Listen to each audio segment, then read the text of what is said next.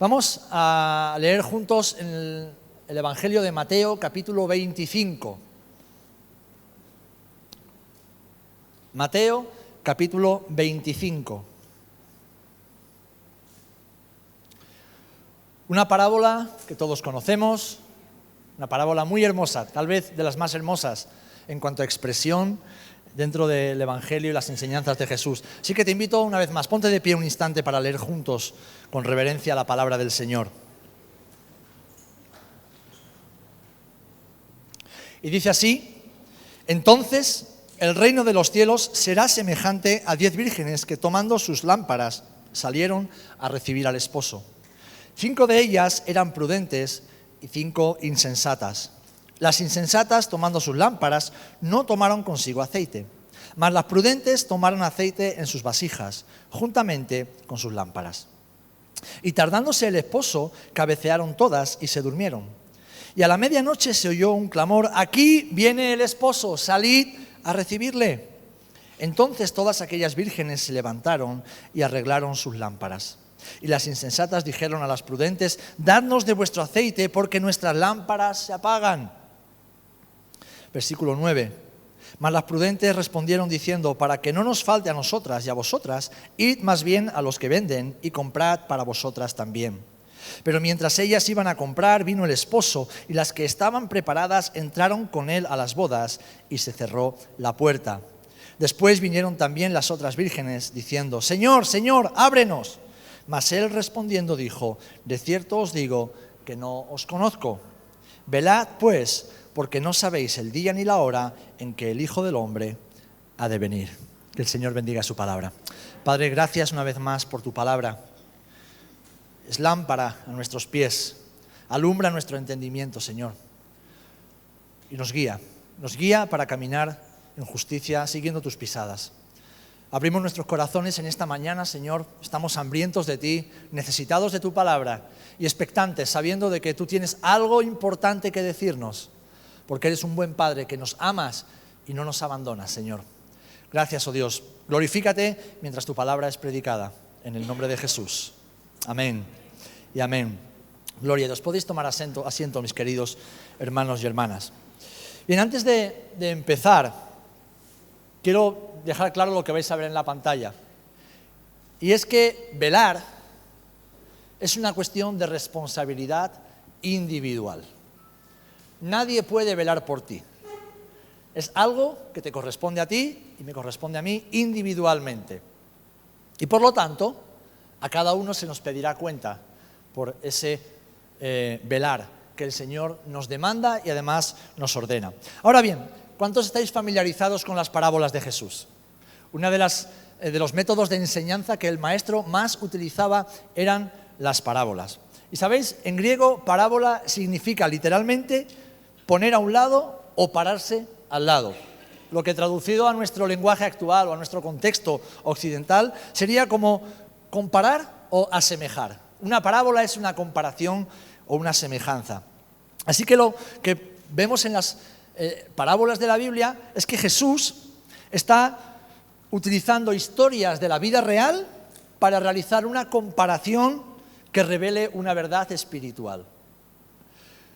Una parábola compara dos cosas de campos distintos, con el fin de explicar algo que es familiar para nosotros y utilizarlo como un modelo para que comprendamos, entendamos y aprendamos lo que no es tan familiar.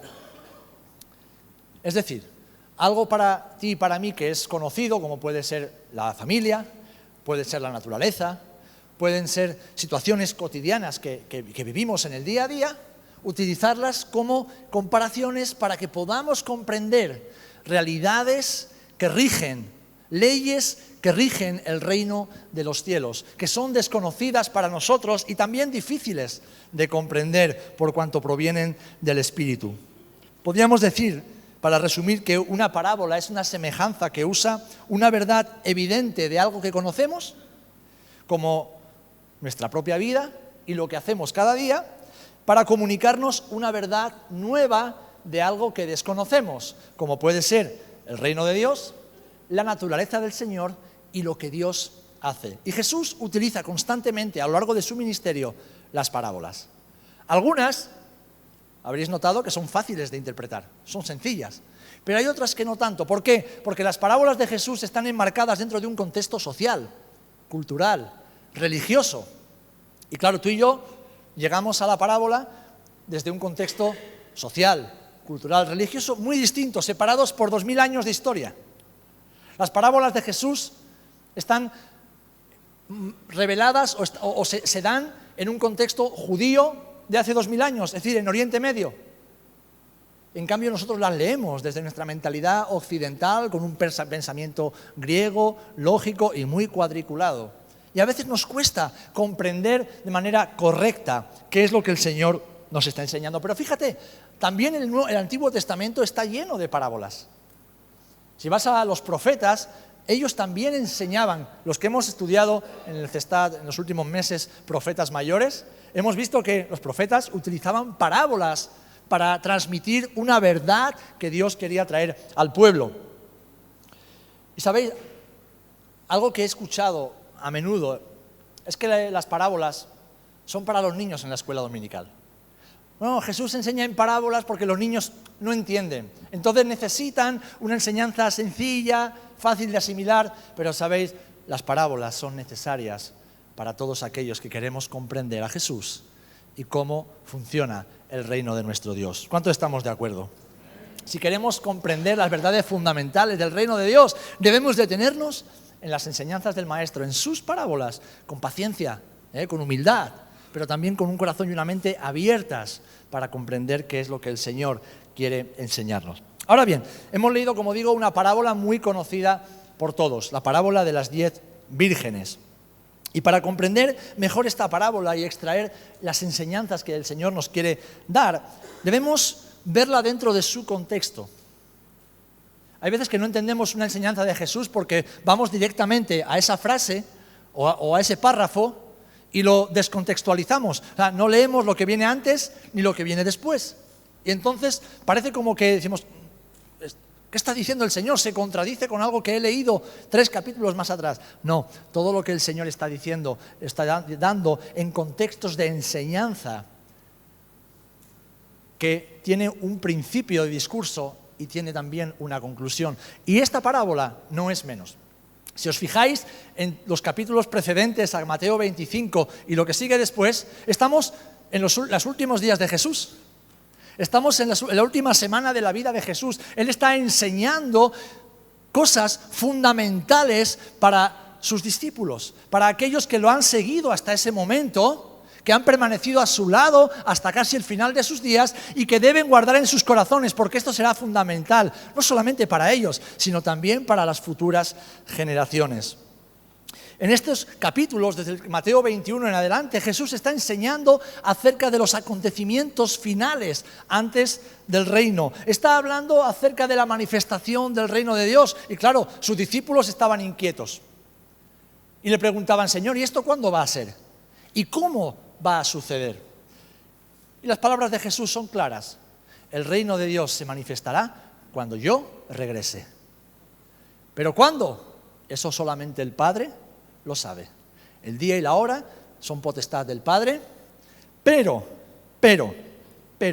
Jesús utiliza las parábolas para hacerles comprender cómo serán las circunstancias que rodeen al inminente regreso del esposo. Por eso dice, y hemos leído, entonces, es decir, viene de un discurso que ya ha comenzado y está continuando, él ha explicado algo y dice, después de todo lo que os he dicho, entonces, dice, el reino de los cielos será semejante. Podréis compararlo, podréis comprenderlo porque se parecerá a esto que para vosotros es familiar.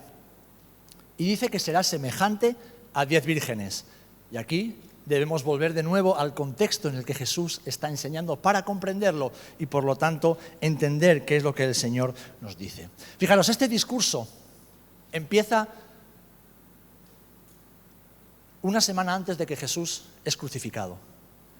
Él entra en Jerusalén, vemos cómo lo reciben, con palmas, con mantos, con gritos de hosana, bendito el que viene en el nombre del Señor. Y Él comienza a preparar el corazón de sus discípulos para lo que va a suceder, y lo prepara para que tengan esperanza, para que no se queden solamente en el momento de la cruz, sino que sean capaces de ver mucho más allá, todo lo que sucederá, la trascendencia que tendrá el momento de la cruz para sus vidas y para la humanidad entera. Y entonces vemos que esta enseñanza está dentro de lo que podríamos considerar una trilogía didáctica. ¿A cuántos os gustan las películas de aventuras, ciencia ficción, esas trilogías que tienes que empezar el primer libro y llegar al final del tercero para saber cómo termina la historia? O una trilogía en el cine. Bueno, pues vemos que Jesús aquí está enseñando algo y utiliza diferentes contextos, diferentes ejemplos, diferentes parábolas para transmitir su verdad. Y esta trilogía está formada por la parábola de los labradores malvados, que vemos en Mateo capítulo 21 del 33 al 40. Después sigue hablando de otras cosas e introduce la parábola de las 10 vírgenes en Mateo 25 del 1 al 13. Y cuando termina la de las vírgenes, ¿qué dice? Y ahora nos habla de la parábola de los talentos, del 14 al 30 del capítulo 25 de Mateo. Pero hay algo común. Vemos los labradores malvados, vemos las 10 vírgenes, vemos los talentos. Estas tienen en común algo, de que hay un señor que está ausente. El señor de la viña, el señor de la tierra y el esposo, el señor de la esposa. Y nos enseña que él se va, que estará ausente por un tiempo y que ninguno sabe cuándo va a volver. Ahora, la parábola de los labradores malvados lo que está haciendo es tratando con nuestra responsabilidad para con el prójimo, nuestra responsabilidad para con la comunidad, es decir, las personas que Dios pone a nuestro alrededor y nos pedirá cuentas, pide cuentas a esos labradores que estaban al cargo de la viña. La parábola de los talentos pide responsabilidad para con nuestros asuntos, los asuntos del reino. ¿Qué habéis hecho con los talentos? ¿Qué habéis hecho con los dones? ¿Qué habéis hecho con lo que yo puse en vuestras manos para hacer mi obra en mi ausencia? Y la de las 10 vírgenes, que es la que vamos a ver, pide responsabilidad, trata con nuestra responsabilidad individual. ¿Qué habéis hecho con vuestra salvación?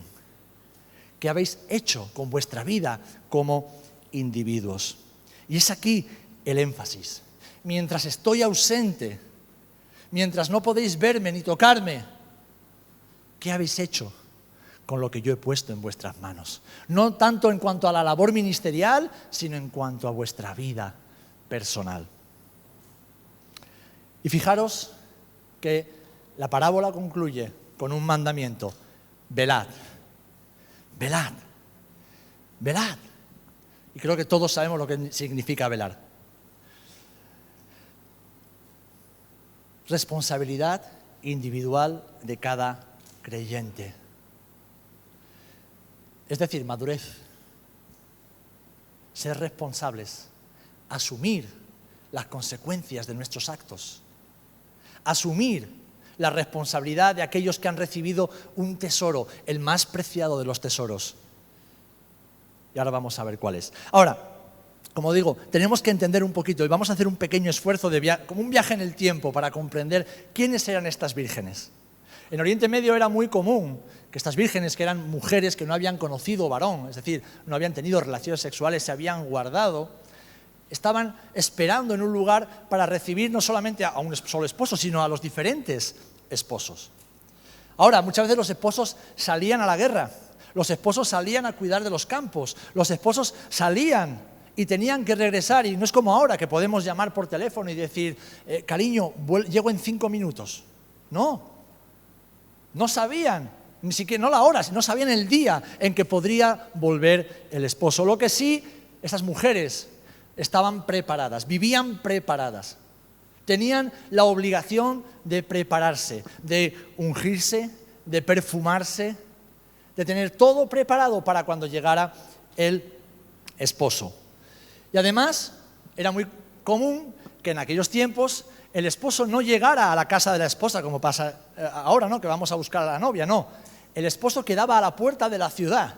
Y entonces las vírgenes que estaban esperando a sus esposos salían en procesión a recibir al esposo a la puerta de la ciudad. Por eso hemos leído que se oyó un clamor, es decir, alguien gritó desde la puerta, ¡Ey! Las que estáis esperando, el esposo está a punto de llegar. tenían que salir todas en procesión. ¿Qué sucede? Que en ocasiones el esposo no llegaba de día, llegaba de noche y no había alumbrado eléctrico que iluminara las calles. Calles estrechas, calles oscuras. Y esas esposas necesitaban la lámpara bien encendida para transitar por la oscuridad de esas calles, para no perderse, llegar a la puerta de la ciudad y no solamente ver al esposo, sino que el esposo las reconociera a ellas también. Y en ese contexto cultural y social tan familiar para los oyentes de Jesús, es que Jesús está enseñando esto. Para ellos era fácil entender lo que el maestro les estaba indicando y por lo tanto comprender por la fe la enseñanza espiritual que el maestro quería compartir. Ahora, fijaros, en cuanto a esta parábola hay muchas interpretaciones, pero si hacemos una exégesis, un análisis profundo, sincero, de las palabras de Jesús, la conclusión más probable es que estas vírgenes no se refieren ni a la iglesia, ni siquiera a creyentes individuales, sino a la nación de Israel, al pueblo judío, en el momento en que estará esperando por su llegada del Mesías. Y cualquier otra interpretación es extremadamente forzada, sería forzar mucho la Escritura. Pero aún así, estas palabras del Maestro son súper importantes para nosotros. Son tan importantes que debemos no solamente comprenderlas, sino tenerlas muy en cuenta en nuestra vida como creyentes. ¿Por qué? Porque estas palabras y esta enseñanza de Jesús nos recuerda de lo importante que es velar, lo importante, mis queridos hermanos, que es estar despiertos, atentos y preparados. ¿Amén? ¿Por qué? Porque estamos en tiempos en los cuales vemos y sabemos que la llegada, que la venida del Señor está cerca. Es más, ¿quién sabe cuándo se va a morir? ¿A alguien le han entregado ya su acta de defunción con la fecha y la hora de la muerte? Ninguno lo sabemos, pero nuestra hora puede llegar en cualquier momento y debemos estar preparados, debemos estar velando, debemos tenerlo todo listo para cuando encontremos a Jesús cara a cara, mientras edificamos nuestras vidas con la verdad del Evangelio. Ahora bien, no debemos hacerlo con temor, no debemos hacerlo con incertidumbre. Que levante la mano el que nunca fracasa en su vida cristiana. Todos fracasamos. Todos nos caemos una y muchas veces en el camino. Todos flaqueamos. Nuestra fe muchas veces no es lo que debería ser, ¿verdad o mentira? Pero aún así Dios es bueno y nos mantiene junto a Él. Aún así estamos aquí hoy. Estamos aquí hoy. Si tú hoy estás aquí en este lugar, no es por lo bueno o buena que seas, no es por tus esfuerzos o por la gracia que tengas en ti mismo. Si estás aquí en este lugar es porque la gracia de Dios te ha sostenido y su Espíritu Santo ha obrado en tu vida de tal manera que aunque sea arrastrándote y entrando por esa puerta a cuatro patas, has llegado a la casa del Señor. Y eso es maravilloso. Eso quiere decir que de una u otra manera estás perseverando. Estamos perseverando, no estamos tirando la toalla, estamos confiando en que Dios seguirá haciendo su obra en nosotros. ¿Amén? Y por lo tanto no debemos temer, aunque ahora nos sintamos mal o tal vez la hayamos liado, como dicen los jóvenes, la hemos liado pardísima. Estamos en el peor momento de nuestra vida, da igual, estamos aquí delante del Señor y mientras estemos delante de Jesús hay ocasión y tiempo para el milagro de Dios en nuestra vida. ¿Amén? Por eso, mis amados, debemos atender a esta enseñanza que es tan importante para nuestras vidas. Qué importante es velar y hacerlo cada uno individualmente, aunque estemos rodeados y nuestros hermanos nos ayuden, nos acompañen y nos sostengan a lo largo del camino. La importancia de permanecer alerta mientras edificamos nuestras vidas sobre las verdades del Evangelio. Entonces, estas vírgenes eran mujeres en Israel que estaban esperando la llegada de sus esposos. Una llegada que se retrasó más de lo esperado. Ahora, si os fijáis en el texto, hay características comunes. Y vais a entender rápidamente la aplicación espiritual. Primero, la Biblia nos dice que todas las 10 tenían lámparas. Todas recibieron sus lámparas. ¿Verdad? Nos dice que todas tenían sus vasijas. Todas tenían sus vasijas. Todas estaban ataviadas de mujeres desposadas preparadas para recibir al esposo. O sea, todas. No dice que unas sí y otras no. todas. Todas tenían aceite en sus lámparas, porque todas tenían la lámpara encendida, cuando fueron llamadas y convocadas a esperar la llegada del esposo. Todas, dice que cabecearon y que durmieron mientras esperaban. Y dice también que todas se pusieron en pie y en movimiento cuando escucharon el clamor de que el esposo llegaba a la entrada de la ciudad. Entonces, ¿qué podemos aprender de todo esto, mis amados? ¿Qué podemos aplicar? Bueno, en primer lugar, que todos hemos recibido la luz de Jesús en nuestras vidas. Porque esa luz, ese fuego, esa lámpara encendida, es la luz de Jesús que alumbró nuestros corazones. Pero además, que todos, sin excepción, hemos sido revestidos de una nueva vestimenta de justicia. Si has creído en Cristo, te has arrepentido de tus pecados, le has pedido perdón de tus pecados y has decidido seguirle, tú has sido un hombre y una mujer salva y por lo tanto tu vestidura de inmundicia ha sido cambiada por un vestido de justicia delante de Dios. ¿Amén? Todos sin excepción. También nos dice que con esa luz hemos recibido el Espíritu Santo. ¿Por qué? Porque el aceite de la lámpara es un símbolo del Espíritu Santo en nuestras vidas. Y lo dice la palabra en Efesios 1:13, en él también vosotros, hablando a toda la iglesia, habiendo oído la palabra de verdad, que es el evangelio de nuestra salvación, y habiendo creído en él, dice que fuisteis sellados con el Espíritu Santo de la promesa. Así que todas tenían lámpara, todas estaban revestidas de vestimentas hermosas preparadas para la boda, todas tenían el aceite y las vasijas en sus lámparas, todas habían recibido todo lo necesario para recibir al esposo. Ahora, todas también se durmieron. Todas cabecearon y se durmieron, puesto que se hizo tarde y el cansancio de la espera las hizo cabecear y dormir. Ahora, cuando llegó el esposo, salieron a la luz las profundas diferencias que había entre unas y otras. Dice que 5, a pesar de que cayeron rendidas por el sueño, lo hicieron preparadas para cuando llegara el esposo. Fueron, como dice Jesús, las define, prudentes durante la espera y se aprovisionaron del aceite necesario en previsión de que el esposo tardara más de lo deseado. Es decir, fueron obedientes al Señor y velaron. No sabían cuándo iba a volver el esposo, pero vivieron pensando, tarde mucho, tarde poco, tenemos que estar preparadas. En cambio vemos que la otra mitad, las otras 5, estas fueron negligentes. A la hora de la verdad no estuvieron preparadas. A estas vírgenes el maestro las llama insensatas. Y la definición de insensato es loco, irresponsable, irreflexivo, alocado, tonto o falto de sentido común. Así define la palabra a alguien irresponsable, a alguien insensato. ¿Por qué? Porque desobedecieron al mandato. Desobedecieron a lo que Jesús les había dicho, a lo que el Maestro les había dicho. Velad. Y velar significa permanecer despierto, alerta, atento y preparado. Y preparado. Y ahora que había llegado el esposo, estaban en problemas. ¿Sabéis? Esto no nos pasa solamente con la salvación, también muchas veces con el llamado al ministerio. Muchos de nosotros creemos haber recibido un llamado al servicio al Señor, al ministerio. Pero no estamos velando, no estamos atentos. Y cuando el Señor viene y dice, venga, es tiempo, no estamos preparados. A veces pensamos que las cosas pasan porque sí, que las oportunidades llegan porque sí, porque nos lo merecemos. No, mis amados.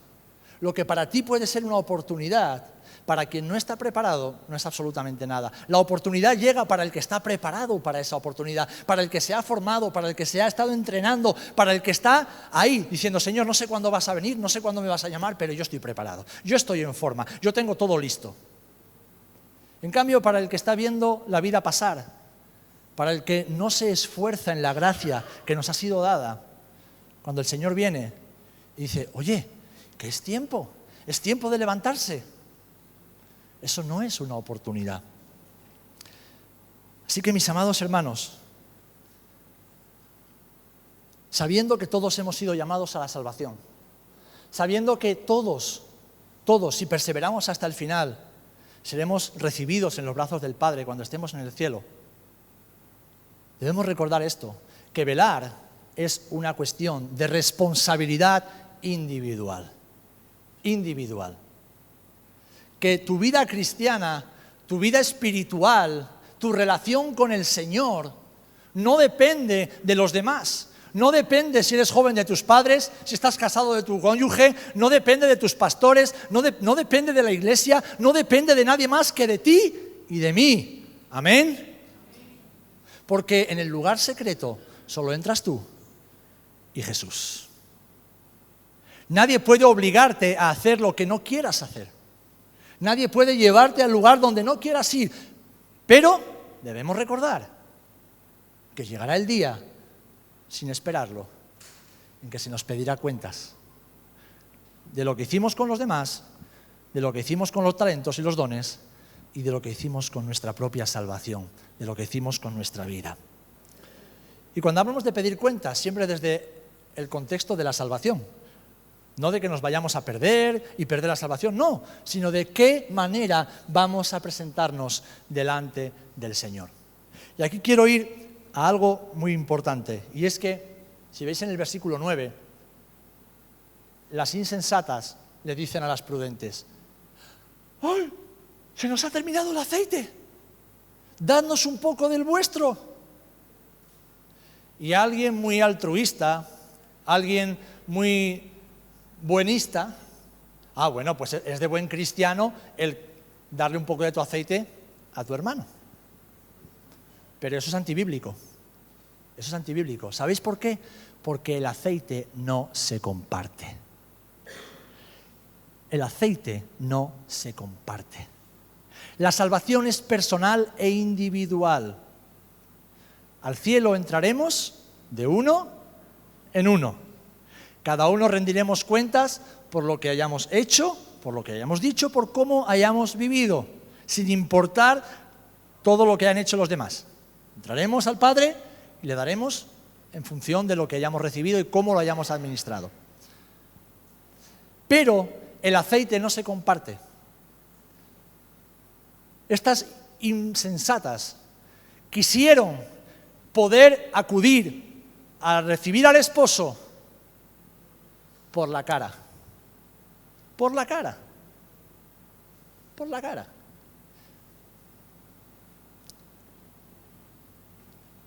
Externamente, las 10 vírgenes eran iguales, como muchos creyentes. Externamente, somos todos creyentes, todos amamos a Jesús, todos queremos hacer las cosas bien, todos tenemos las mismas oportunidades delante del Señor.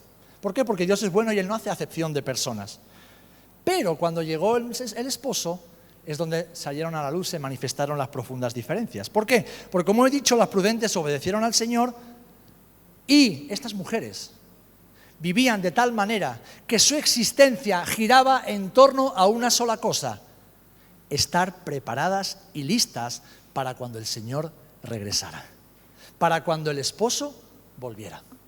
Estas mujeres no tenían otro objetivo en la vida que estar preparadas para cuando el esposo regresara a recogerlas. Velaban y se guardaban para su amado. Su corazón estaba en las cosas de arriba. Su corazón estaba en las cosas del reino. Su corazón estaba con el esposo que estaba a punto de regresar. En cambio, las insensatas eran superficiales y eran irresponsables. Sí, eran creyentes. Sí, eran mujeres que iban a entrar, pero estaban más preocupadas por las cosas de este mundo que del reino de Dios. Por eso esta parábola no puede referirse a la iglesia, porque no está hablando de la iglesia buena y la iglesia mala. Iglesia hay una. No está hablando de que si permaneces fiel hasta el final, pero se te acaba el aceite al final, te quedas a las puertas. Entonces la salvación de Jesús sería demasiado pobre, sería demasiado liviana. Está refiriéndose a Israel, que muchos creen que serán salvos, pero no lo serán. Estas mujeres no estaban preparadas y se olvidaron de que el día del Señor, como dice 2 de Pedro 1:19, vendrá como ladrón en la noche. Jesús volverá cuando nadie se lo espere, cuando nadie lo sepa. Y cuando el Señor venga, fíjate, Él no te reconocerá por tu vestimenta. No te reconocerá por lo guapo y elegante que vayas por la vida. ¿Por qué te reconocerá? Por el aceite de tu lámpara, por la presencia del Espíritu Santo en tu vida, por esa llama que debe arder con fuerza. Porque lo que hacía que el esposo reconociera a su esposa entre las demás en medio de la oscuridad era que la lámpara de su esposa estuviera encendida y pudiera ver el rostro de su amada. Pues así es con nuestras vidas, mis queridos hermanos. Así que lo que esta parábola nos enseña no es que debemos temer, no sea que nos vayamos a perder, no está hablando de nada de eso. Jesús dijo: Padre, te doy gracias porque de los que me diste no he perdido a ninguno. Jesús no pierde a los suyos. Amén. Jesús no pierde a los suyos, de verdad. Pero lo que esta parábola nos enseña es que debemos cuidar de nuestra lámpara. Es que debes cuidar tu lámpara, mi amado. Debes cuidar eso que Dios te ha dado, que es tu salvación.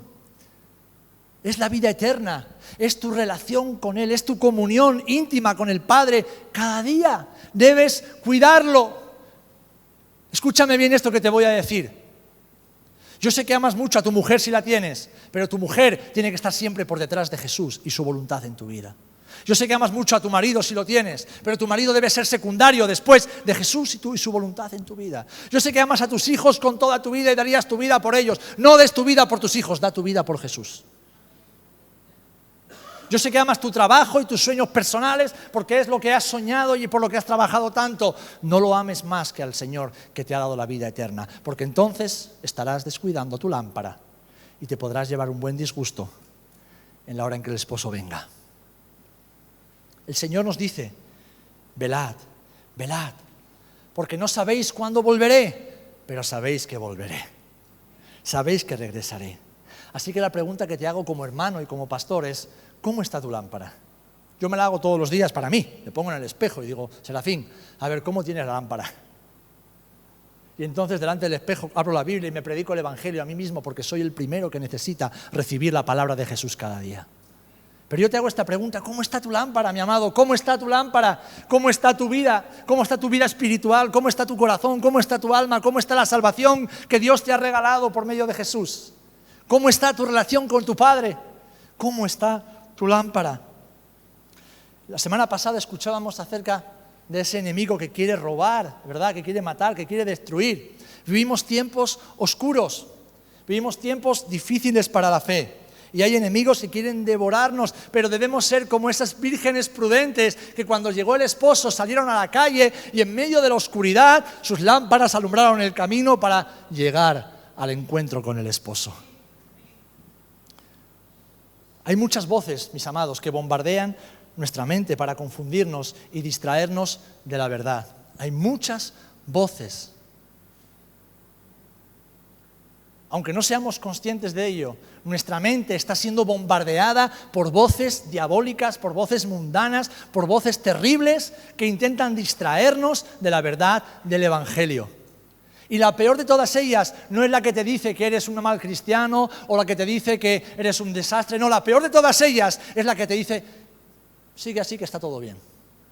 La que te hace creer que cuando estás mal, estás bien. La que te hace confiarte en tu propia religiosidad o en tus propios méritos cristianos. La que te hace creer que vivir como vive el mundo está bien porque Dios es bueno y Dios te ama. No, mis amados hermanos.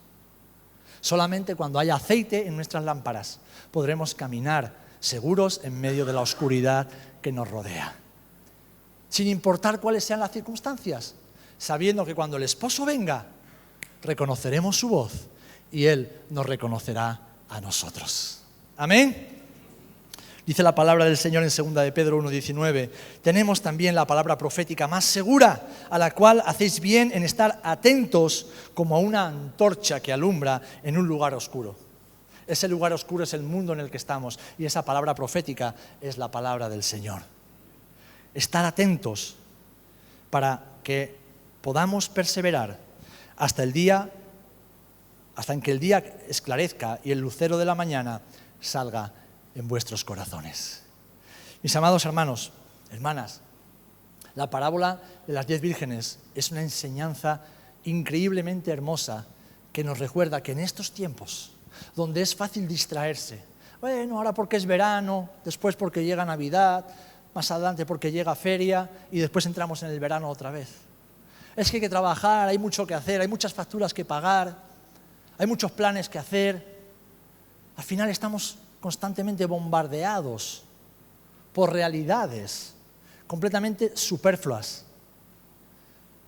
que drenan el aceite de nuestras lámparas, que nos impiden caminar, no arrastrarnos, hermanos, caminar y a veces incluso correr en la presencia del Espíritu Santo. Realidades y situaciones que nos llenan de mentiras para que no vivamos la vida que Jesús tiene para nosotros, para desenfocarnos completamente, para que en lugar de edificar en la palabra de Dios, edifiquemos con ladrillos, edifiquemos con chatarra y no cumplamos el propósito de Dios para nuestras vidas. La parábola de las 10 vírgenes nos recuerda que el Señor ha dado algo a cada uno, algo maravilloso que es la presencia de su Espíritu Santo. Somos templo y casa del Espíritu de Dios. ¿Qué estamos haciendo con ese templo? ¿Qué estamos haciendo con esa casa?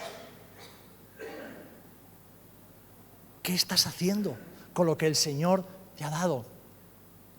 Fijaros, esta parábola, entendida en su interpretación literal, es una terrible tragedia, porque nos hace ver que la mitad de los que creían que iban a ser salvos se quedan fuera. Las prudentes les dijeron ir a comprar aceite para que no os falte a vosotras y a nosotras también. Ellas se fueron, no sabemos si lo consiguieron, lo que sí sabemos es que cuando regresaron la puerta estaba cerrada. Llegaron demasiado tarde. Y esto no es una realidad que atañe a los verdaderos creyentes, porque sabemos que el Señor nos llevará con seguridad a su casa, que con seguridad nos permitirá entrar en su casa, pero Él nos pedirá cuentas. Y mientras tanto, mientras estás en este lugar, y ahora piensa ya, y concluyo con esto, en la parábola de los labradores malvados o en la parábola de los talentos. Mientras llegamos a esa casa, ¿qué estamos haciendo con lo que el Señor ha puesto en nuestras manos? ¿Cómo estás viviendo tu vida? ¿La estás disfrutando a tope en Jesús? ¿O la estás viviendo para ti? Porque es una cuestión de responsabilidad personal. Cuando alguien vive desordenadamente, pero luego quiere servir en la iglesia, se enfada con el pastor. Pastor, es que usted no me deja. No, es que usted está decidiendo amar más al mundo que a Dios y sus cosas. Por lo tanto, usted está decidiendo no servir en la iglesia. Cuando usted está decidiendo tomar decisiones que deshonran a Dios, no soy yo, no es la iglesia, no es el Señor el que le está impidiendo servir. Es usted mismo, con sus decisiones, con sus amores, con sus prioridades, el que está decidiendo amar más al mundo que a Dios. Y por lo tanto, los demás no estamos obligados a que ocupes un lugar que tú mismo no quieres ocupar porque amas más las cosas de aquí abajo que las cosas de aquí arriba. Hermanos, es una cuestión de responsabilidad individual. No podemos echarle la culpa a nadie. Ahora, tampoco debemos condenarnos. Tampoco debemos condenarnos. Porque nosotros, los creyentes, los verdaderos discípulos de Jesús, somos de las 5. Pertenecemos al grupo de las 5. ¿Cuántos lo creemos? Pertenecemos al grupo de las 5. Entraremos a recibir al esposo. Ahora bien, ¿entraremos con las manos vacías y las lámparas llenas? ¿O entraremos ahí un poquito a ver que no se nos vea demasiado? Porque tal vez a veces fuimos malvados con la viña e irresponsables con los talentos. Pues el Señor quiere que cuides de la viña. El Señor quiere que cuidemos eso que Él ha puesto en nuestras manos, que lo mejoremos. Saben, a mí me encantan esos hermanos y hermanas, esas personas que cuando se les da algo, lo mejoran. ¿Conocéis a alguien así? Yo conozco a muchas personas así, que tú les das algo y sin que tú les digas nada, lo arreglan y lo mejoran. Eso es maravilloso. Ver a alguien así me inspira. Alguien que no se conforma. Hace unos días veía la película, algunos conoceréis, El Reino de los Cielos. Habla acerca de la tercera cruzada. Y de repente un hombre pobre, huérfano, conoce a su padre, que era un caballero templario, un caballero francés, y descubre que tiene tierras en Israel, que tiene tierras en Tierra Santa. Pero cuando lo ve, se da cuenta de que tiene mucha gente, tiene muchas tierras, pero es un desierto, no tienen agua. Y entonces empieza a discurrir, cavan pozos en su propia tierra, no en la tierra ajena, cavan pozos en su propia tierra. No está buscando aceite en la lámpara del vecino, está buscando aceite donde Dios se lo ha dado. Y cuando sale el agua, empieza a cobrar vida toda esa tierra que había heredado. Y entonces llega una mujer, Sibila, la mujer de Balduino, rey de Jerusalén. Dice, parece que quisieras traer el reino de los cielos aquí a la tierra. Y él responde algo maravilloso. ¿Qué hombre sería si no hago algo por lo que es mío? ¿Qué hombre sería si no mejoro lo que han puesto entre mis manos? Si no administro bien lo que el Señor, que era su Padre, me ha dado. Mis amados hermanos, esta parábola nos recuerda que es importante para cada uno de nosotros ser conscientes de que debemos velar cada día administrando correctamente lo que el Señor ha puesto en nuestras manos. Que no hay nada más importante en tu vida que tu relación y tu comunión con el Padre, absolutamente nada más. Nada más.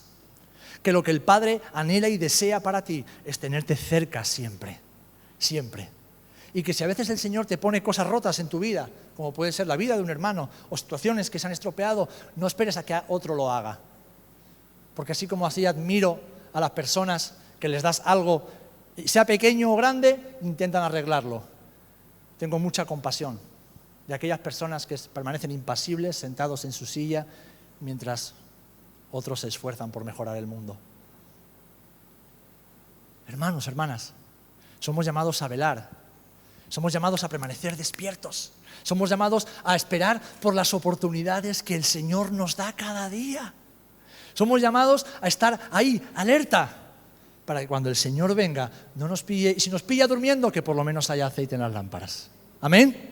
Que haya aceite. Que nos despertemos, que nos quitemos las legañas, que nos arreglemos un poquito la ropa y lleguemos, ¡hey Señor, estoy aquí! Me puedes ver porque hay luz en mi lámpara. ¿Amén? Queremos ser de esos hombres y mujeres, ¿verdad? Queremos ser de esos, que no nos pille por sorpresa y que cada día que vivamos hasta que el Señor venga podamos administrar bien todo, sea mucho o poco, lo que el Señor nos ha dado y en especial manera nuestra relación y comunión con el Padre. Porque si algo ama a nuestro Padre es precisamente esto, llamar a los hijos y que los hijos se sienten a la mesa. En estas semanas que Loide está en Bolivia y Keila y David están en Galicia de campamento, evidentemente estoy bien, pero los echo de menos. Estoy bien porque llego a casa y todo está en silencio. Y esa es una experiencia que no tengo desde hace más de 20 años. Pero evidentemente me siento a la mesa y aunque soy un buen cocinillas, los echo de menos. ¿Por qué? Porque tenemos la buena costumbre en mi casa que siempre que se pueda, comemos juntos. Y siempre que se pueda, que no siempre se puede, cenamos juntos. Porque qué mayor bendición y gozo hay para un padre que ha engendrado hijos, poder sentarse a la mesa, convocarlos y que coman con él. Es tu herencia, es lo que el Señor te ha dado. Y mientras estén, hay que cuidarlos. Y mientras estén, hay que invitarles cada día a la mesa. A veces ya están lejos, como yo de mis padres. Pero que teníais que ver la cara de mi madre o de mi padre cuando vamos de vacaciones y ven ya a este viejo lleno de canas, sentarse a la mesa y arrasar con todo. Tenéis que ver la cara de mi madre, que llevo más de 20 años fuera de casa. Qué feliz se pone cuando ve a su pequeño de 45 años sentado a la mesa, que ha acudido a la llamada. Pues es exactamente igual con nuestro Padre Celestial. Él cada día te llama.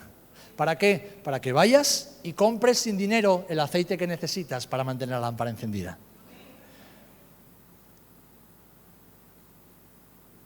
¿Cómo está tu lámpara? Quédate con esta pregunta.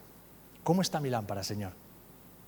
Y sal de aquí no con tristeza, porque sea que tienes mucho aceite o poco, sal de aquí diciendo, Señor, Señor, gracias. Gracias, porque por medio de una sencilla parábola que hasta los niños pequeños pueden entender, yo he comprendido que si acudo a ti y me siento a la mesa. Mi lámpara tendrá aceite y cuando llegues estaré preparado. Amén.